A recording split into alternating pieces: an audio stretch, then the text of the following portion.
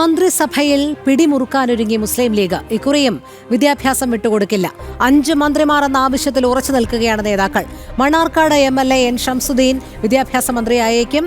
വ്യവസായ വകുപ്പ് PK കുഞ്ഞാലിക്കുട്ടി ഏറ്റെടുക്കും.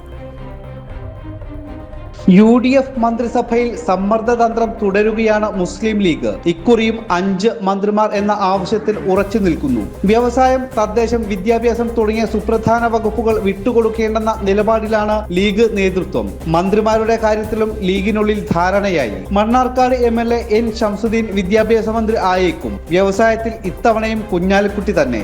ന്യൂനപക്ഷക്ഷേമ പ്രവാസികാര്യ മന്ത്രിയായി നിശ്ചയിച്ചത് ഏറനാട് MLA PK ബഷീറിനെയാണ്. KM ഷാജിക്ക് തദ്ദേശ വകുപ്പിന്റെ ചുമതല നൽകാനും ലീഗിനുള്ളിൽ ധാരണയായി. പൊതുമരാമത്ത് വകുപ്പും ഇത്തവണ വിട്ടുകൊടുക്കേണ്ടെന്ന നിലപാടിലാണ് Muslim League. Kalamassery MLA advocate VE Abdul Gafoor പൊതുമരാമത്ത് മന്ത്രിയാകാനും ധാരണയായി. മുസ്ലിം ലീഗിന്റെ നിയമസഭാ കക്ഷി യോഗത്തിന് ശേഷം UDF നേതൃത്വത്തിന് മുൻപിൽ ഇത് അവതരിപ്പിക്കും.